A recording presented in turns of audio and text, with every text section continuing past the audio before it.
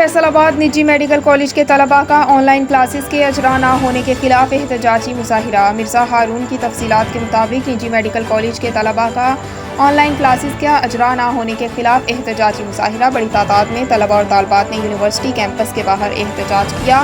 College انتظامیہ نے ہم سے ایڈوانس فیس وصول کی ہے۔ ایڈوانس فیس وصول کرنے کے باوجود ابھی تک آن لائن کلاس نہیں ہوئی۔ طلباء کالج انتظامیہ ہمارا سال کیوں ضائع کر رہی ہے؟